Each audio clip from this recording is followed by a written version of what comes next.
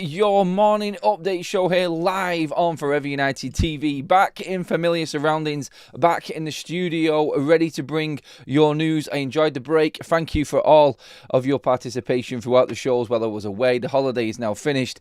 It's time to get down to business because we have got a massive 5 days before this transfer window shuts to see if anybody can get any early activity done in and out of the way.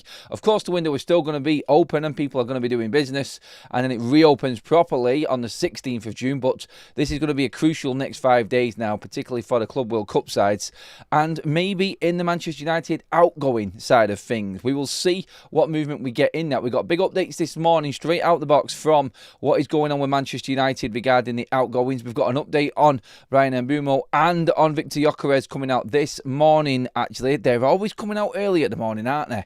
And it's good for us because you're tuned in 8 o'clock every single day for your updates, and I'm bringing them to you. Woo, let's get into this. It feels good to be back, and now it feels like we're down to real business. I don't know what it is. When you sit in the studio, it just puts you back into business mode, and it's all go. Manchester United and this transfer window has been an absolute... It's been a tidal wave of news, hasn't it, over the last week?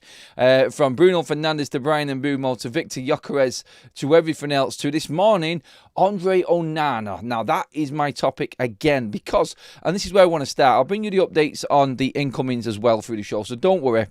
Get yourself comfortable, get your coffee, get yourself prepped and ready to go. It's half term in England for some still, I think.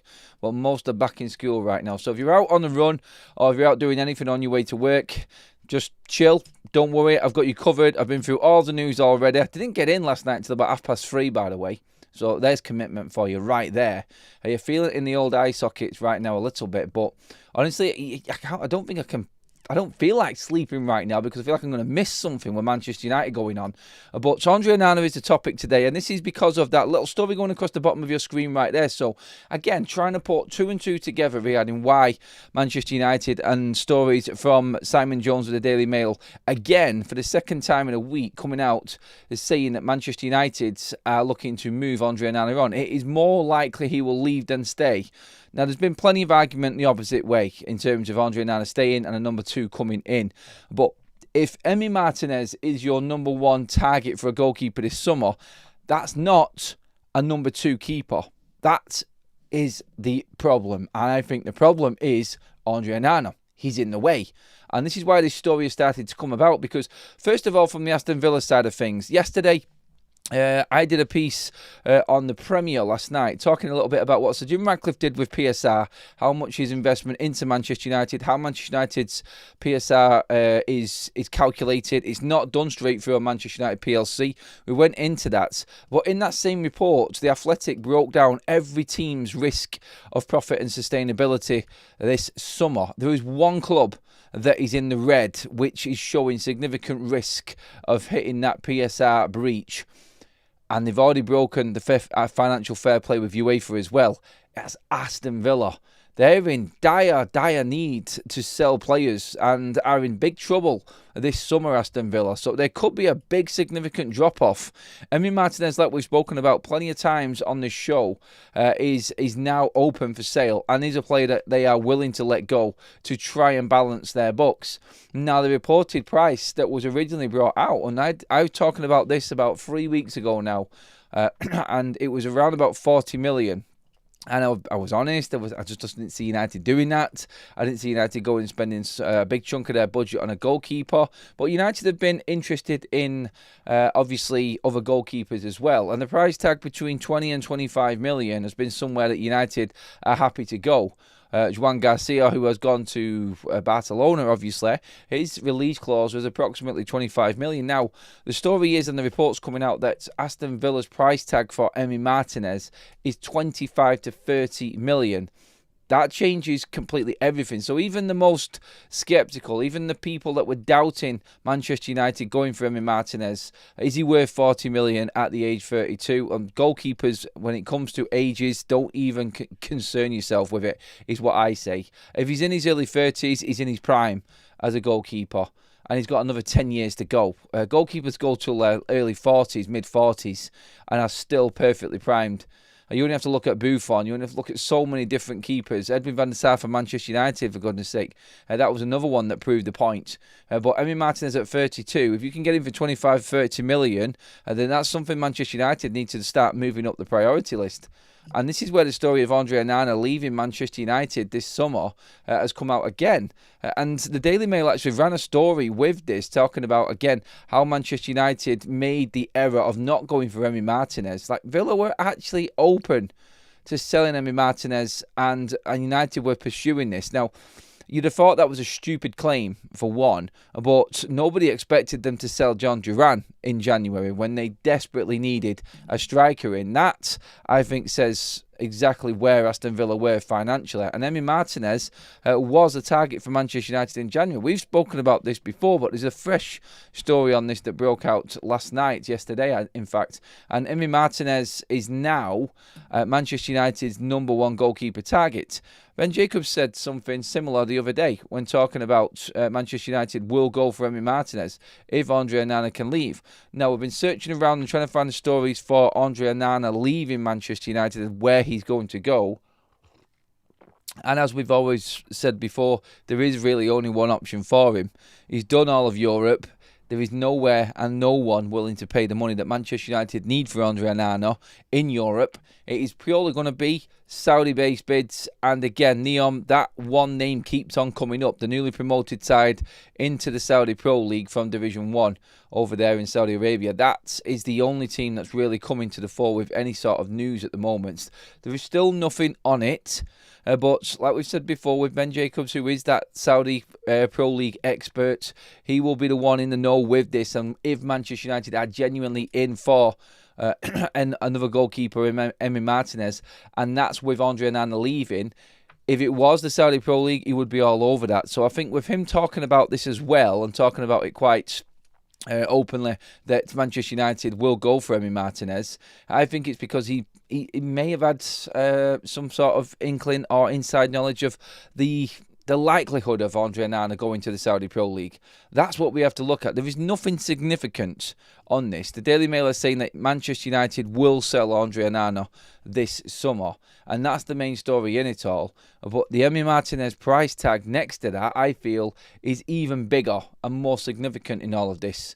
And I think that's what we have to be looking at more than anything right now. I've got a poll running right now in the live chat, which is basically, does Manchester United making top 4/6 depend on Andre Onana leaving? 81% of you, with nearly 1,000 votes already this morning, have said, yes, Andre Onana needs to leave. This is how Manchester United's situation is.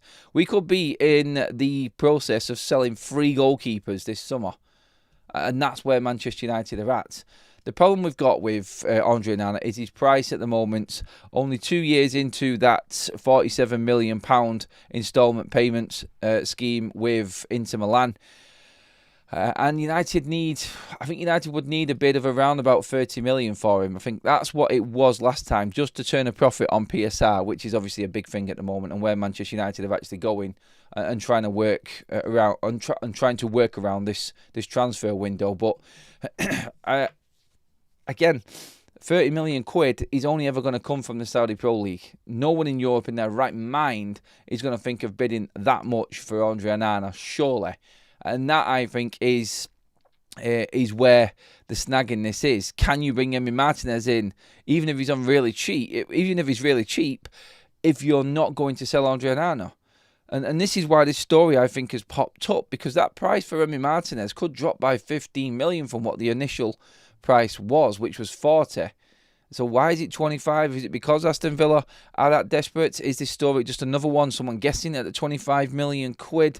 But if it is 25, I think United go for him anyway, because we're looking at goalkeepers in between that 15 and 25 million pound bracket, and we've been reportedly looking at them. You've got plenty there which you can pick from what we've been linked with this summer. And a few are drifting away now, obviously, going to different places, but it's still always going to be there. Manchester United buying a goalkeeper, and we will bring in a keeper. I think the reason we can't bring we can bring someone in now. I just feel like the goalkeeping situation is going to get dealt with probably in the second part of the transfer window. And I think with with all of the options there for United, I don't feel like they're in any rush. Someone like Emi Martinez would be a deal that you'd have to really sit up and take notice of and get on with, because it's rival to rival in terms of Villa and Manchester United. Probably where we're going to be competing this season, hopefully. I think we can catch Villa this season, by the way. But I've already made my claim as to Man United, if we do get to the players that we're being linked with right now, can even challenge for top 4 with the other teams all battling it out in Europe. That's my whole reckoning right now. No, it's not my Adam's gone crazy again, top 4 shout like it was when Ruben walked in. This is a different side, and this is a different Manchester United. It's going to be a completely different looking Manchester United starting lineup next season. We all know it. So that's where I'm at in terms of what I think Manchester United can achieve next season. But again, I think it all comes down to, round it up on this bit, it all comes down to, if Emi Martinez is 25 million, you would go and buy him anyway, I feel. I know it sounds stupid having 2 goalkeepers that are apparently number 1 goalkeepers, but is Andre Onana ever a number 1 goalkeeper for any Premier League side? I just don't think he is. He's not, is he? And that's what you have to look at probably more than anything in all of this. I feel like it is the price of Emi Martinez against where you actually rate Andre Onana. Because Martinez is number 1 in any team in the world if he goes to them. You're not going to bring him in unless he's starting. And then you've got Andre Onana sat there. It's the biggest insult ever, isn't it? Like, you're going back down to number 2. Last season, you had your agent walking into Carrington trying to renegotiate your contract because you thought he was worth more. He's been running his mouth all season in certain situations, and now somebody else has come in and now he's Manchester United's number 2. I think it's embarrassing for Manchester United, though, because we would have him on the money that he's on as a number 2, and I don't think that sits well. So again, if I'm just rounding that up there, I do think that Andre Onana needs to be sold, and that's why this headline has come about. I think United feel comfortable in the Emi Martinez situation. We've been in for him twice now. Let's not forget that. Twice. Once when Erik ten Hag was deciding whether to go for him or Andre Onana. Yeah, I know. And then, obviously, last January as well, United had the opportunity, according to this report this morning. So that, I feel, is where Manchester United are. That is their number 1 choice. And Martinez, like Ben Jacobs said, Man United will go for if the opportunity comes around. I still believe that it is only if Andre Onana is sold, though. And with a super chat, let's get into some of the comments on this now. Emi has a clanger or 8 in him too. Worries me? No. Honestly, I'd rather have him. I'd rather have a goalkeeper that comes and claims that can shot stop and can sweep. He can do that like the best. Like, obviously, he got it wrong with Rasmus Højlund the other day, and that was just a catastrophe. I don't even know what was going through the man's head when he came out and flattened Rasmus Højlund. But no, I'm confident in him more than anybody, to be honest, in that league. Every goalkeeper's got a clanger in him, just no one's got as many as Andre Onana has. By Savage, 28, 6'8", will be great for the next six years plus. So will Emi Martinez. I keep saying this, like, people think that 32 is old. It's not for a goalkeeper. It really isn't. Not a fan of Martinez. I think he's past it. Also made some big mistakes this season for Villa. We need an up and coming keeper, just like when we got David De Gea. I disagree. I want an experienced goalkeeper this time. I do. I think even Andre Onana is an up and coming goalkeeper. When you look at it, he's just got nothing at all that tells you that he should have been a Manchester United number 1. Savage looks like a beast too. Either him or Emi for number 1 would be a touch. Yeah, it would. Lemons looks good too. Yeah, look, like we said, there's absolutely loads of goalkeepers being linked with Manchester United right now. And that, I think, is, again, a sign as to what is coming this summer. It has to be. Sorry, I'm just trying to keep myself going with gulps of coffee. Trying to get back into the swing of being back in the studio and normal routine again. Let's see. Arsenal are actually considering a move for Kepa. So there's loads of goalkeeping movement at the moment, and everyone's trying to back their goalkeepers up with decent goalkeepers. Like, Kepa's a number 1 for any team as well. And you've got Raya. You've got other clubs doing the same thing. Should United do it with Andre Onana? Have him as number 2 and bring in another goalkeeper? Well, we'll see what happens with that. But confident that Manchester United are bringing a goalkeeper in. And now we're just going to keep an eye on the Andre Onana situation. It's an open one, like Romano said, throughout the summer. Andre Onana can leave Manchester United this summer. So let's see. I do think he will make a difference, though. If he is Man United's number 1, we are going to struggle. Even if we bring in the quality, we're going to be better, but he will let us down, and we know it. We know he will. I think Ruben Amorim knows it as well. I think he really does. Right. Moving on to the other news, and this is just in this morning, so we're moving on to the incoming section as well, everybody, so you can get excited about that now. And this is the one that everybody's been talking about, me in particular, the last few days, in Victor Gyökeres. Now, just to go over everything again, as if you didn't already know, because I've plastered it everywhere, all over social media, because this excites me more than any other deal going on this summer, and there are some belters, aren't there? Victor Gyökeres is open to returning...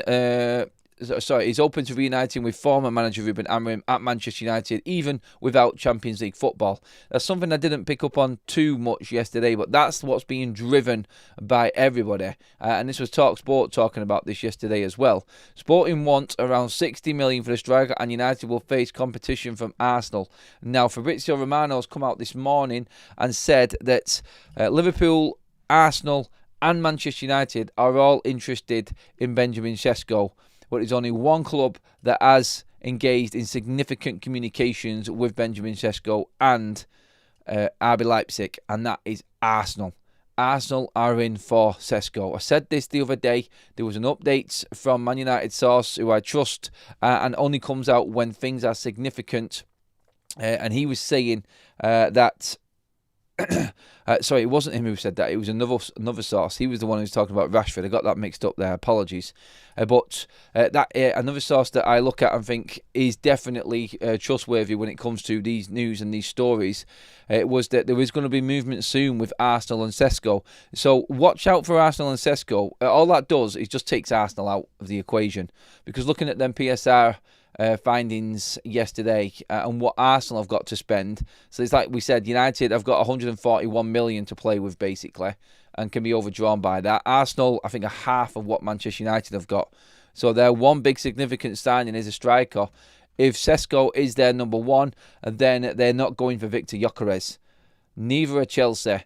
No one else is in the reckoning really, apart from Atletico and Manchester United right now. But all of the stories are from around Victor Gyökeres and Manchester United. Now, there's a story that's been run by United District as well on Gyökeres, which is Gyökeres produces Manchester United U-turn after private conversations with Ruben Amorim. Now, we talked about Amorim pushing Victor Gyökeres and him being the one that's driving this deal now that Liam Delap was off the table.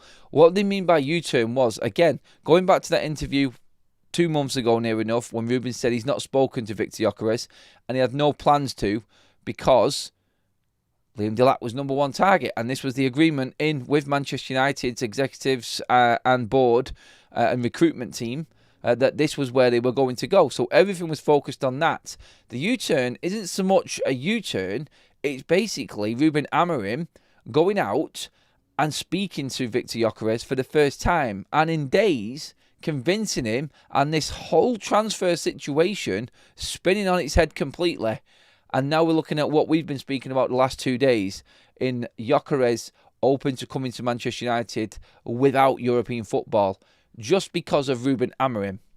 Now, Nicolas Shearer has also come out this morning and jumped in on everything that is Victor Gyökeres and Manchester United. He's not said anything yet, but I like to look at the volume of journalists all starting to run and report the same story, and this is now gathering momentum from several different journalists, and everybody's picking up on it. So you can say that something is definitely happening behind the scenes and people are talking, because when you've got other journalists jumping in on this as well now, it is significant. Manchester United are ready to open talks for Victor Gyökeres, who is ready to leave Sporting for 65 million euros during the summer transfer window. So that's Nicolas Shearer in on this as well now. And now you have seen yesterday that Victor Osimhen is definitely off the table. I wrote up a report about Manchester United making contact with Napoli and with Victor Osimhen, and them talks not going well. I think this has been proven. Napoli have rejected Al Hilal's opening offer for Victor Osimhen. They want the 75 million release clause paid in full. So Napoli have turned down 70 million euros for Victor Osimhen. That is very, very brave. But again, proves the point that Manchester United, when they went to Osimhen and Napoli, they were a million miles apart, and it completely kiboshed any talks for Victor Osimhen at all. And what we'd been talking about on the channel previously, he is not going anywhere unless that release clause is met, and that is 75 million euros with 1 year left on his contract. Galatasaray are also in for him again. Somehow, I don't know how they're going to make that work, but it just shows you that Manchester United really didn't have many options in the forward line. It was Liam Delap, and then the dream, like Romano said, was Victor Gyökeres. And I think where we're at with this deal now is, like we said before about Ruben Amorim, obviously being the driving force behind it. I don't feel like Manchester United were confident in any other striker. With the talks of Osimhen, Liam Delap having everything in that basket, not getting that Champions League football, pretty much finished that. But was it a blessing in disguise? Because this has now brought Ruben Amorim into the fore, and he is the one that has got Gyökeres on board. So we could have had number one plans and everything going right for United, winning the Europa League and being in the Champions League, and having Liam Delap as our number one striker. We're now out of Europe completely, and we've gone to an even better plan on paper than what we had is if we were actually winning and we were going to get our top targets. And so in a way, it's in a strange turn of events. It's now looking like Manchester United are in an even better position because we didn't win the Europa League. And I think everybody's main concern was no Champions League football, no European football, no big players and no big names coming in. But this has been completely blown out by Manchester United. And now we're actually in a position where we're getting better players because we're not in Europe, which is incredible. But that is, when you look at it, exactly what's happened. We're getting linked with more players. We're finding money from nowhere because we're not in Europe. We're pissing off opposition fans, and it feels like there is some significant movement in Manchester United now this summer. It is strange when you look at it. And whichever way you break down the finances or look about what Manchester United have got to offer players, as in Champions League football or not, you would have thought would have been nowhere near the situation we are now and the players we're talking about. If you'd have said to me, right, Adam, Friday, 6th of June, if you'd have said this to me after that Europa League final, if you'd have said this, look, Matheus Cunha, Brian Mbeumo, Victor Gyökeres, EMI Martinez, you're pretty much on the brink of signing all of them players. You've got two pretty much definitely done. One which is now looking very positive in Gyökeres, and an opportunity to bring in one of the top 5 goalkeepers in Europe, all by the 6th of June. I'd have gone, you're absolutely off your rocker. You really are. But this is the scenario that we're actually in. And we haven't even got to the number 8 yet. Now that, I think, is going to be the intriguing one.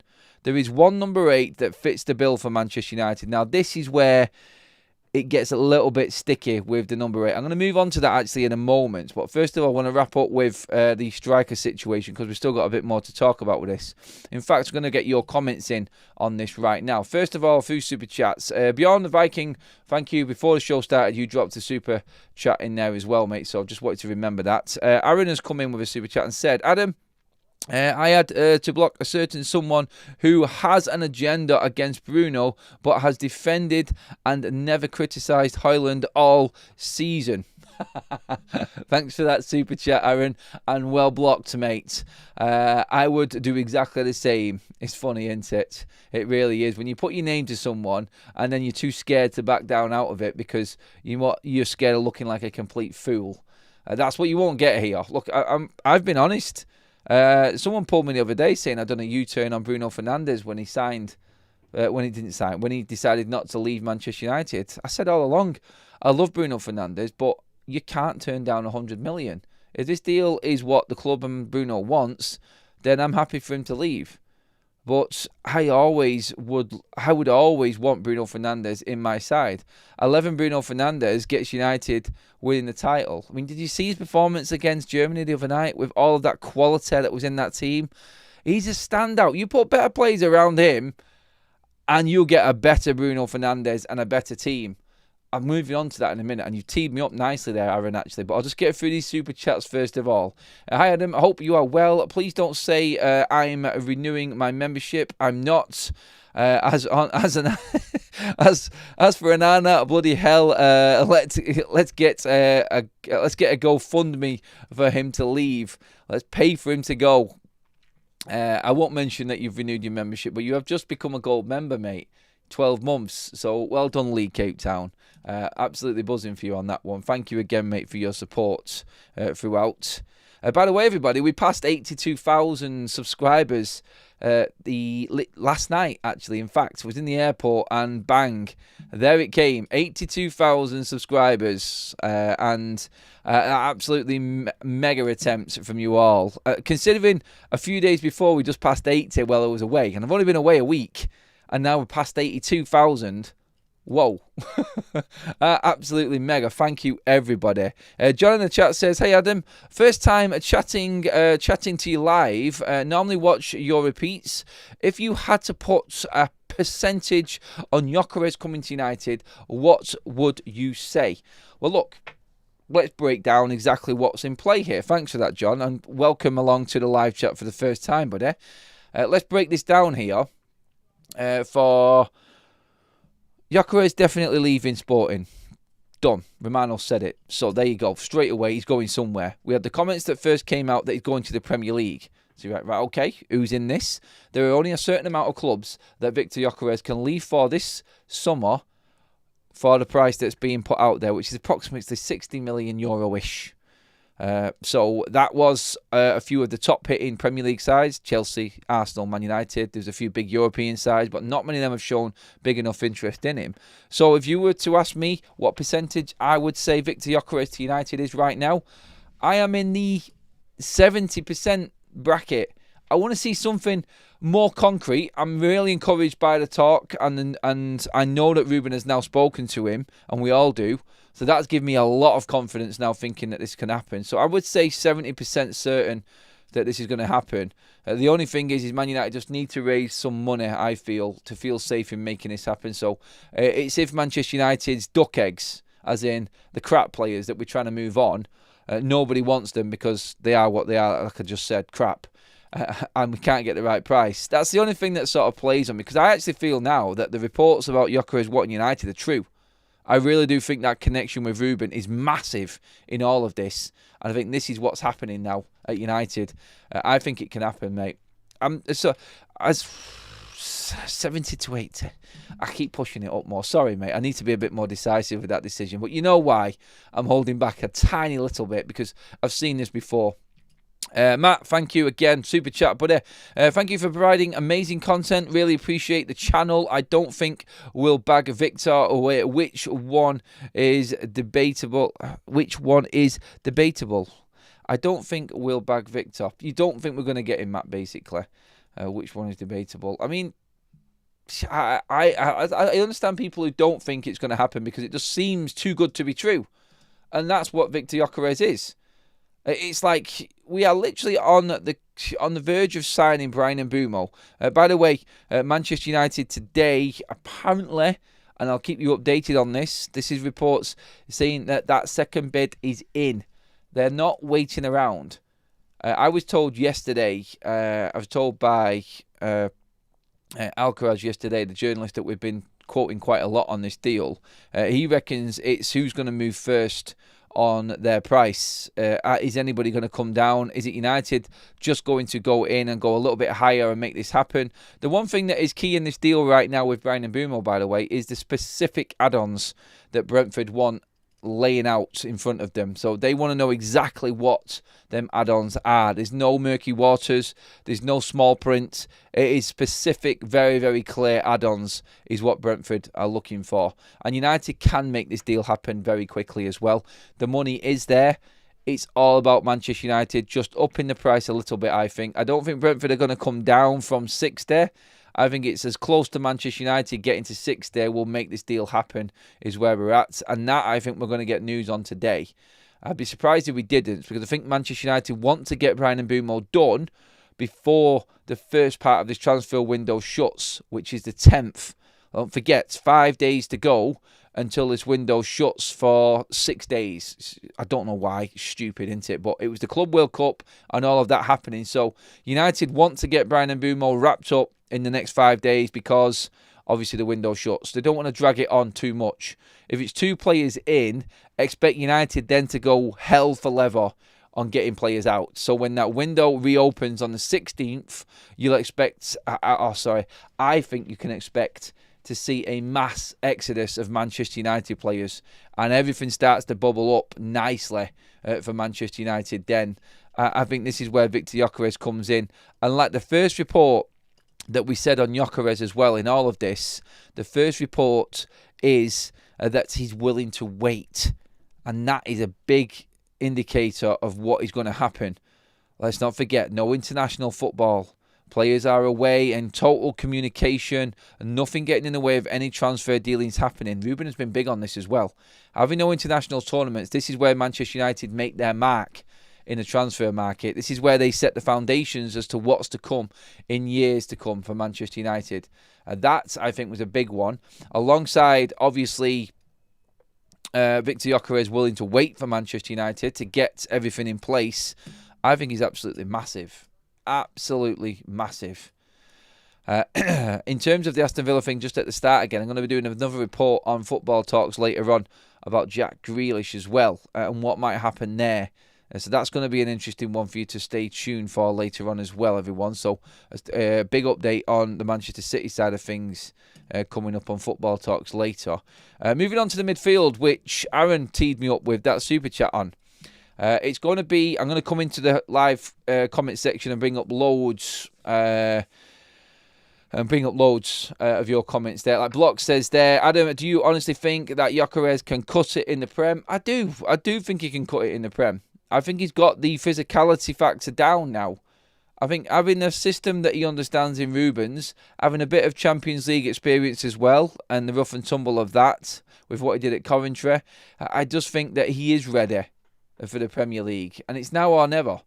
I think he's more than ready. I think he's got a point to prove as well after his spell at Brighton, where it didn't happen.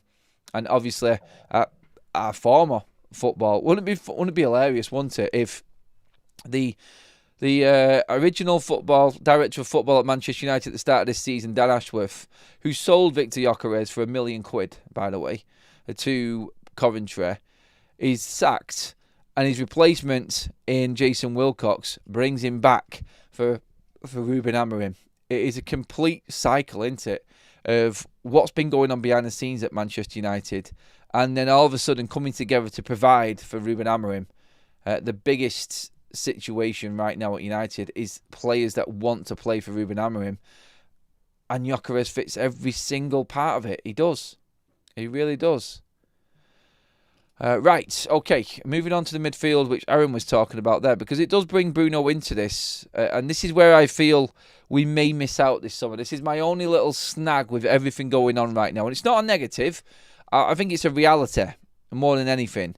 I think Manchester United's top midfield target, personally, I think our top targets were, I think we wanted Joe Bellingham, I think we wanted Edison, and I think we wanted Adam Wharton.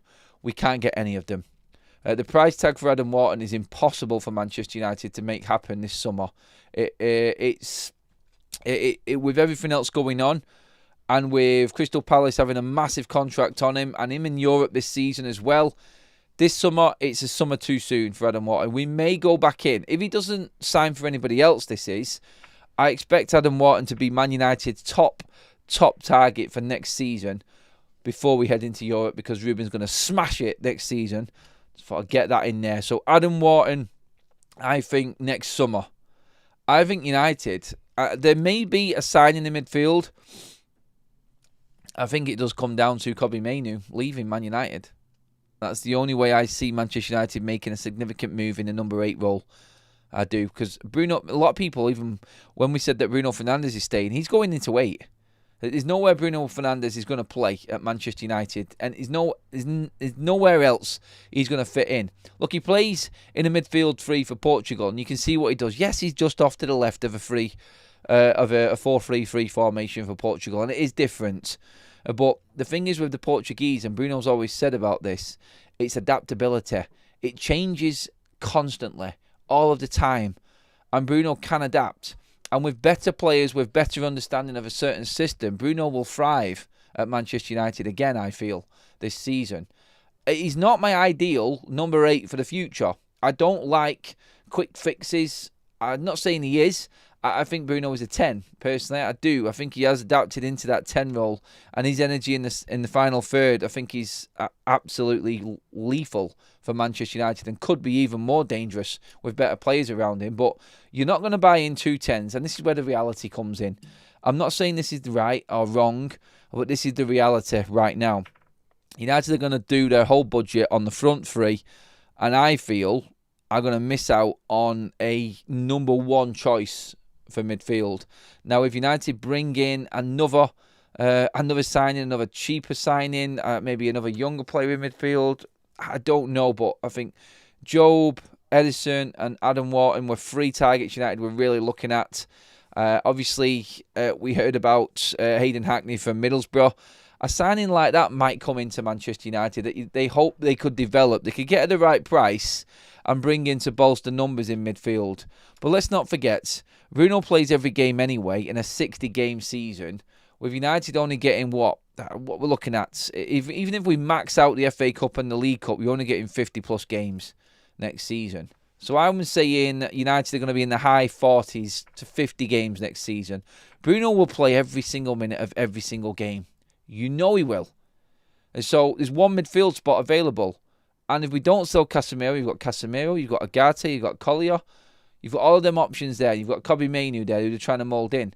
The only way Manchester United make a significant midfield signing this summer is if Kobbie Mainoo leaves Manchester United. I think that's where we're at. Not that I want that to happen. Not that it's the perfect scenario. I think it's the reality of where we're at right now. The focus is fully on the attack. And that's right, I feel. But the midfield probably needed to come second to that. And I think we might have run out of money unless something happens in the outgoing column. Because in that same report that I just mentioned at the top of this show about Andre Onana, Simon Jones in the Daily Mail is saying that Kobbie Mainoo is leaving Manchester United this summer as well. Now that, I think, is one to keep an eye on. But the bigger reports are all saying that Man United are trying to mould Kobbie Mainoo into that midfielder. They're trying to make him be that midfielder. He's got his own conditioning coach throughout the summer now from Manchester United that is going to help him physically, strength-wise, I don't know, agility-wise. If he hasn't got the engine, I don't know if you could coach that in. I don't know if you can make that happen for him. People are, I feel, are born with them engines, and everybody's built differently. You cannot teach someone to have as much energy as Bruno Fernandes. They just haven't got it in them. Players need more recovery time than others. They're just developed that way, aren't they? They're not developed that way. They're the way they are. Bruno is a freak, and a few and far between when it comes to energy around the pitch. I just don't see that in any other Man United player. And I think Bruno's going to be a stopgap next season for a proper number 8 coming in the season after. Just my prediction. Not saying that's a definite, but when you look at everything that's been written, I think that's where United are ending up. The opportunity to spend a bit more and get someone like Gyökeres in at the expense of a number 8 with Bruno dropping in and not real much movement in the outgoing section of that midfield for United this summer. I think that's where United are at. And I think it's about disciplining Bruno Fernandes in that role. And Ruben has got a job on his hands. He has to contain Bruno Fernandes, I think, in this as well. I just feel like it is going to be... look, never say never. But I just don't see how United make the finances stretch to the real top target number 8. And I don't want players just being brought in because they're an 8 and they're filling a gap. I want players to come in like what we've seen so far.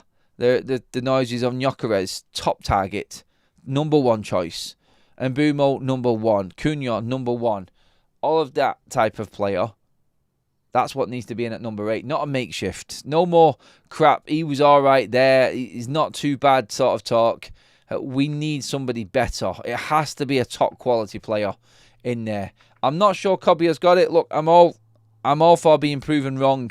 I just don't think Kobbie Mainoo has got it in that midfield as a number 8, personally. But please, Kobbie, if you are staying, sign that contract that United are offering you. Don't expect too much. Prove me wrong that you can play that 8 and be the star that we all know that you can be. I think he's a 10. We don't need 10s. We got too many of them. That's just my opinion on that. Right, into the comment section we go. First of all, a couple of super chats have jumped in. And, of course, as you can see there, Stu Cantona has renewed his membership. Keep up the great work, Adam and Kaz. You're going from strength to strength. And happy birthday to me. Keep up the great work, mate. Stu Cantona, happy birthday. Absolute legend. Love that, mate. Have a great day. Hopefully we get some big news to celebrate on your birthday as well today.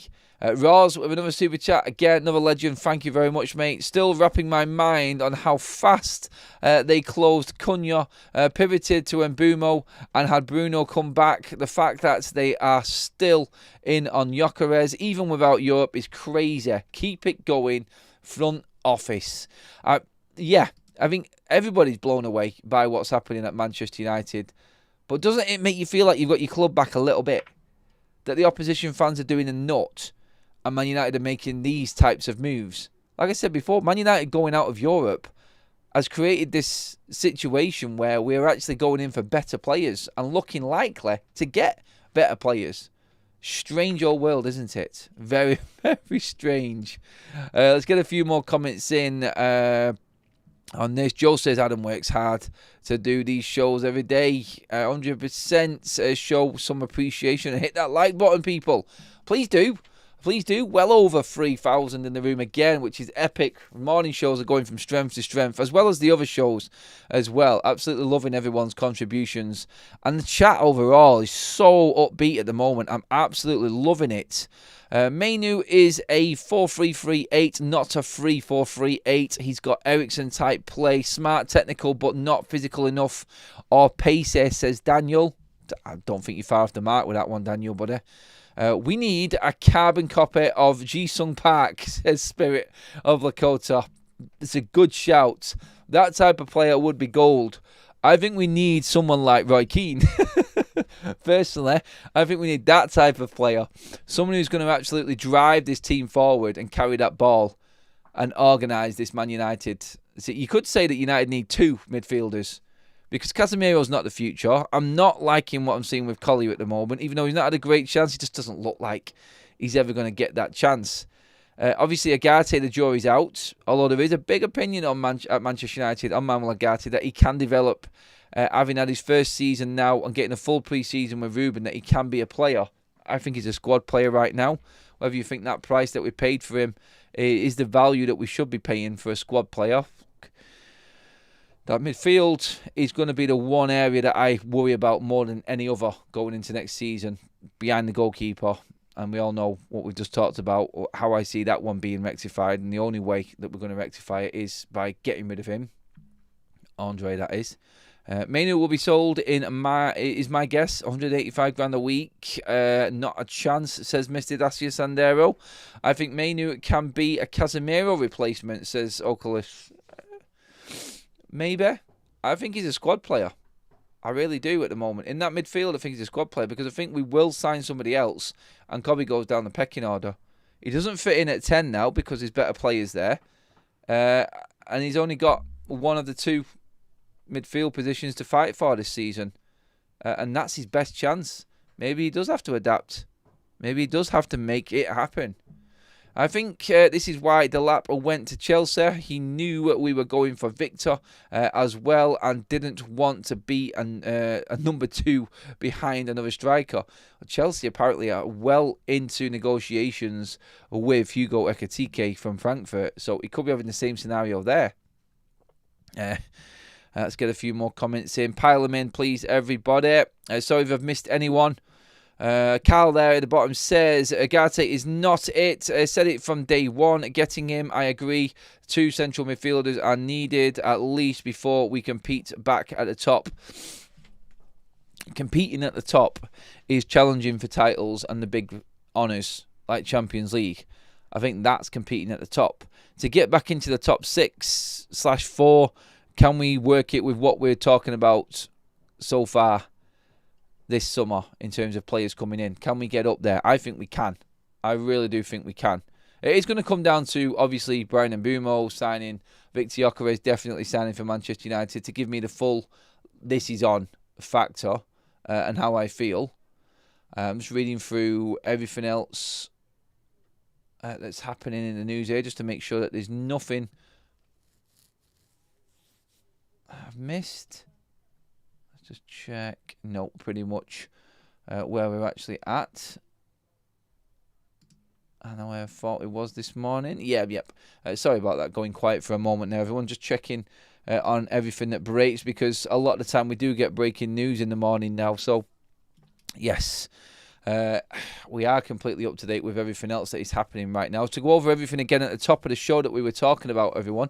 Andre Onana likely to leave Manchester United is a report from Simon Jones, journalist for the Daily Mail. EMI Martinez price tag is a push behind that. Apparently, it is only 25 to 30 million for EMI Martinez, and we discussed it at the top of the show, and we made a poll on it. So do give me a vote on that. Does Man United making 4th/6 next season depend on Onana leaving? And nearly 3,000 votes. 79% of you have said yes. It is that important. Feisty Spine, Emma, Bruno Cunha, and Bane, bring it.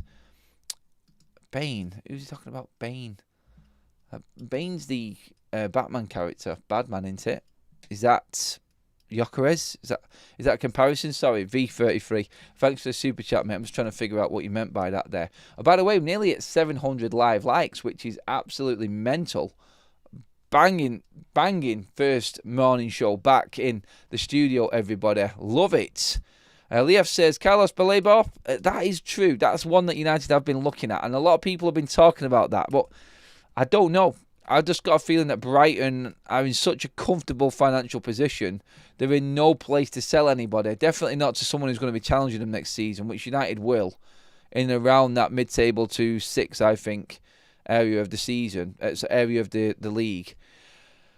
That their financial situation is they don't need to sell anyone, so they're going to drive a hard bargain for anybody leaving, and they're completely comfortable with it. So, yeah, that's where I don't see it happening. But look, if we can pull something off, then go for it. Go for it. Right, okay. Gyökeres' celebration is based on Bane. I had no idea about that, actually. I've not, to be honest, I'm a bit of a dinosaur when it comes to football stuff. So all this like celebration stuff, I really don't give a shit about at all. But thanks, thanks for upping me on that one. So his celebration is Bane. I honestly didn't have a clue. I honestly didn't.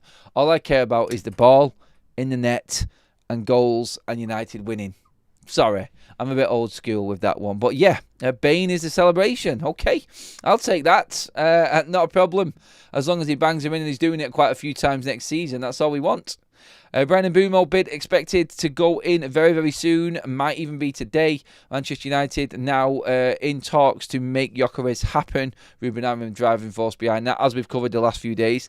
And that is you all completely updated on everything going on with Manchester United. Welcome back to the studio. Welcome back to England. The weather is crap compared to where it was. But what do we expect? It's Manchester, for God's sake. All I want you to do now is get your comments in after the show has finished its live, which is in just a moment's time. Make sure you give the video a like as well. 740 likes. Ouchie. Hit the subscribe button, people. That is most important, because that's how you stay informed and can be part of these shows, which are daily, every single day. We don't miss anything. We cover every tiny little detail. I will be back throughout the day with any updates. Stay tuned. They could be dropping at any time, everyone. So just be aware. And that's what subscribing and hitting the bell notification button does as well. It keeps you informed when the content does drop, when the news drops. Lee Cape Town quickly in the last minute there with Super Chat. Everything is ironing out the fact that Ruben never bought Ugarte at Sporting, but he did sell him. He did sell him. It's an important part of it to remember as well. Okay, that is it for now, everybody. Thank you so much. I will see you all later on. Have a fantastic Friday. The weekend is here. Go and enjoy yourselves, whatever you're up to. And don't forget, make sure that you do come back later on with the updates and everything that is going down. And we'll be back later this evening. And there is probably going to be some more content throughout the middle of the day, as always, as well. And that is us for now, everyone. Thank you so much. Mods, fantastic job again. I will see you.